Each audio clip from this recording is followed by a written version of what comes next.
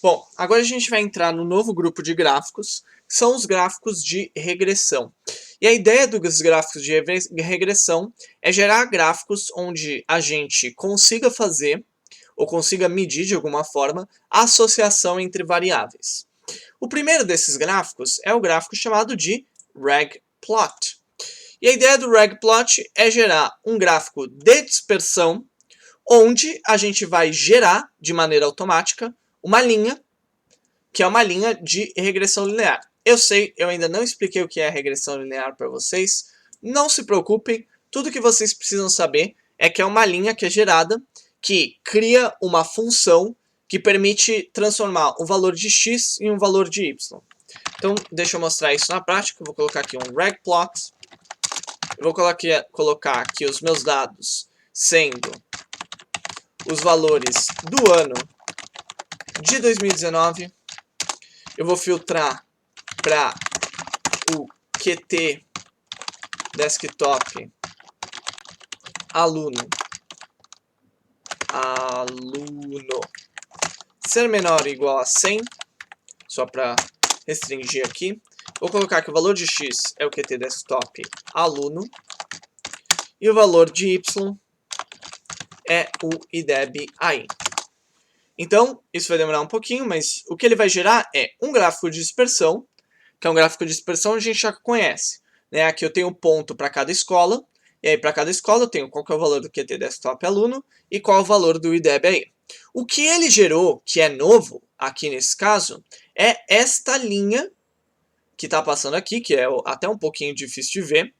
E essa linha, ela mede a associação entre o QT desktop aluno e o valor de IDEB aí. Então, se essa linha está nessa direção, que a gente chama de direção crescente, ou seja, quanto maior o valor de x, maior o valor de y. Então, nessa diagonal assim, a gente diz que ele tem uma associação positiva.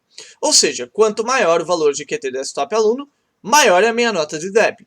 Se, por outro lado, o gráfico tivesse decrescente, ou seja, a linha tivesse nesse sentido aqui, eu teria uma relação de associação negativa.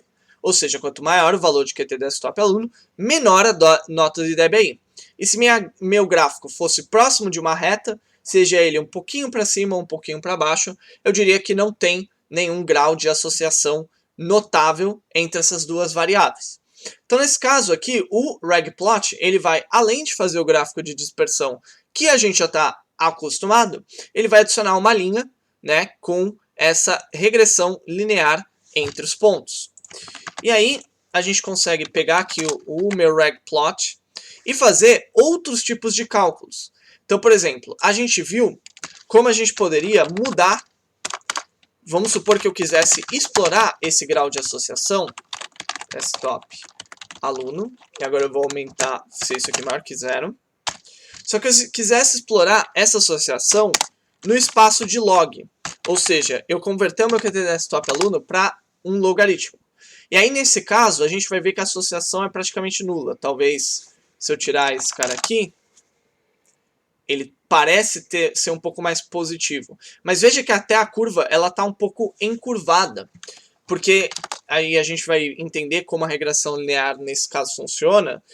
Mas ele está mudando o espaço da minha variável. Então, eu consigo mudar o tipo de visualização que eu estou aplicando para poder explorar o meu grau de associação para uma variável transformada com relação a outra. Inclusive, poderia ter aplicado o log de y também para ver essa associação.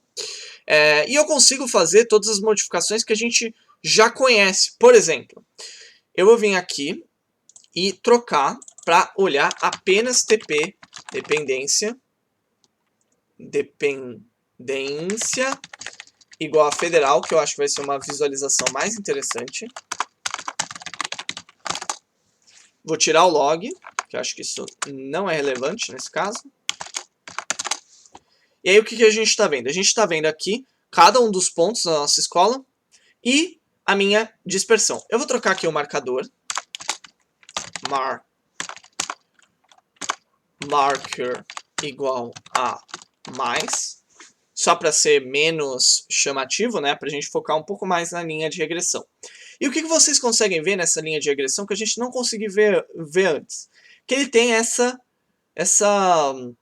como essa superfície, essa coloração azul clara que está ao redor da linha. Essa coloração azul clara é o nosso intervalo de confiança, né? Que aqui ele tinha uma confiança alta nas estimativas que ele estava fazendo. Aqui ele tem uma confiança mais baixa. Então o que ele está fazendo é, o que ele está falando é, para um valor de desktop de 50, a minha nota de DBI, que a minha estimativa seria feita aqui, por meio dessa regressão, é de aproximadamente, sei lá, nota 7. Mas existe uma dispersão grande nessa nota, que eu posso falar que ela é uma nota 7, mas ela pode variar entre 7,5, vamos dizer, e 7,75. Então, o intervalo de confiança, ele me diz qual seria a minha estimativa, mas também quanto que eu poderia esperar variar aquela estimativa. E o interessante do regplot é que ele me permite controlar o intervalo de confiança. Então eu consigo vir aqui e falar, ó, CI é, por exemplo, 68. E aí agora, se a gente comparar com o intervalo de confiança que eu tinha antes, você vai ver que ele fica com margens muito, muito mais estreitas. Por quê? Porque, por padrão, o CI aqui é o que a gente chama de 95, que é o padrão do intervalo de confiança, que a gente vai entender melhor o que isso significa. Mas, em grandes linhas, significa que eu tenho 95% de certeza que minha nota de DEB está nessa faixa de valores aqui. Um CI de 68 significa que eu tenho 68% de certeza que minha nota de DEB está nessa faixa de valores. Por isso que se torna muito mais estreito, porque a minha confiança na minha estimativa é muito menor. Tá? Então eu consigo controlar esse intervalo de confiança. Tem um parâmetro aqui que se chama truncate, por exemplo, que é igual a true, que é truncate. Que aí o que a gente vai ver de diferença, que eu acho que aqui não dá para ver nada, mas essencialmente ele iria truncar os valores, as minhas estimativas de valores, e assim como eu tinha em alguns gráficos atrás que a gente observou, ele tem um outro parâmetro interessante, que é o parâmetro de xjitter, igual a 0,1, que quando a gente for olhar para essas estimativas sem o xjitter e com o xjitter, eu acho que aqui quase não dá para ver a diferença, mas vamos aumentar esse valor para, sei lá, 50. E aí, o que a gente vai observar, sem os 50 e com os 50, é que ele deveria, e aumentando, vou colocar aqui um valor absurdo, ele deveria ir diminuindo os valores da minha regressão. Essencialmente, o que o xjitter controla é o nível de sensibilidade que ele vai ter aqui no momento de fazer a minha regressão linear. Então, essencialmente, ele diz o quão sensível é a minha regressão a pontos que são considerados como outliers, por exemplo. Então, quanto maior esse valor, menos sensível é a minha regressão, mas também menos representativa ela é de uma determinada distribuição. Então, é um parâmetro interessante para você alterar quando você quer tornar a sua variável mais robusta com relação a determinados valores de dados. E você pode ver como ele alterou a minha distribuição, porque os meus pontos aqui, que antes estavam em valores positivos, eles foram jogados para valores negativos. Porque essencialmente o que ele fez foi, ele adicionou valores aleatórios a esses pontos de dados de desktop para alterar o cálculo da minha distribuição.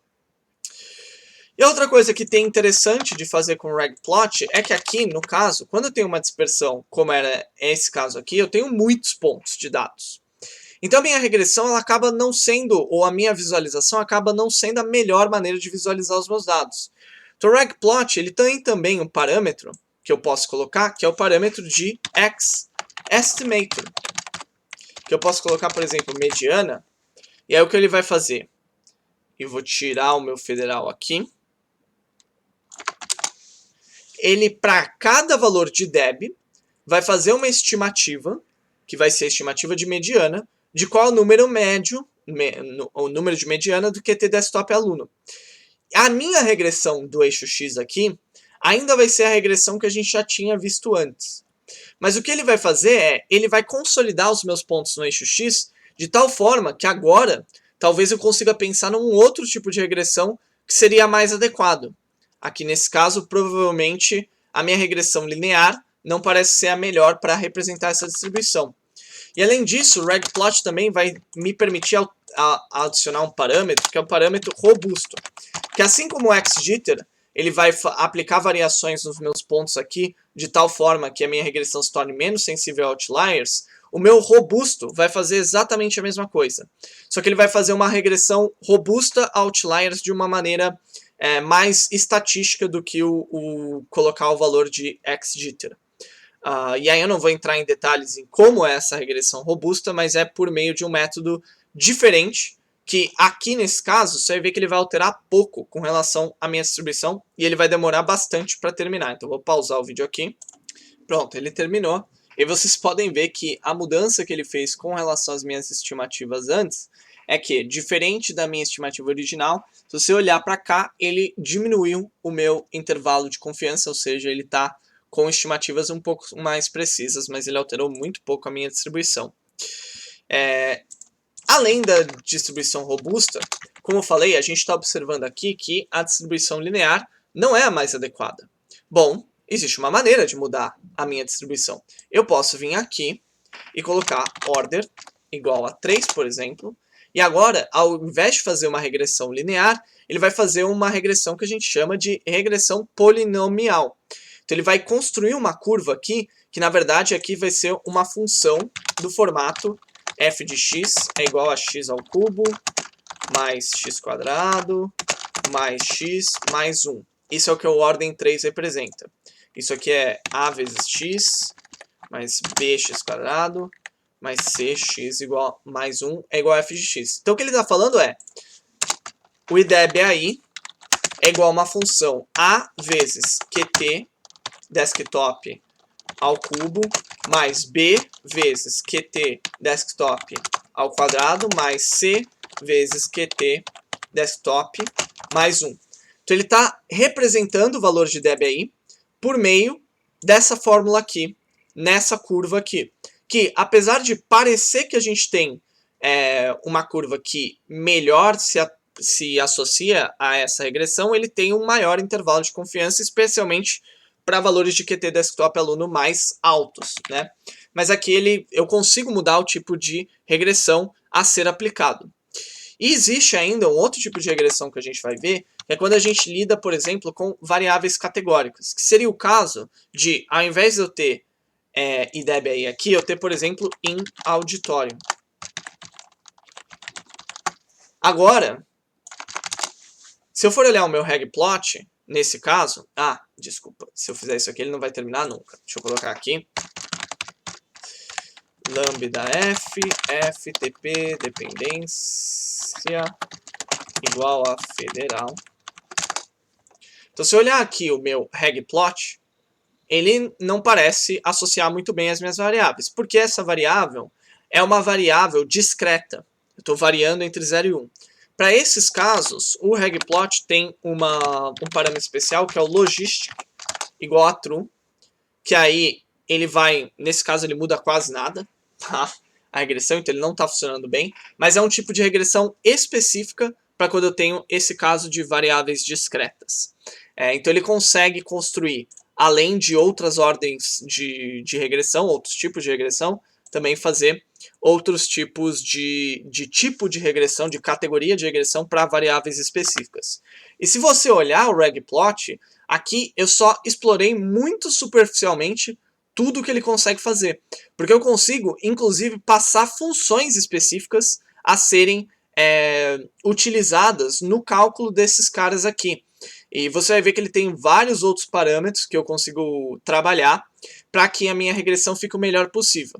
Mas o grande objetivo desse gráfico, eu acho que é o que eu quero que vocês tirem desse monte de variações da visualização, é que ele me permite visualizar o gráfico do scatterplot com uma visão do nível de associação das minhas variáveis.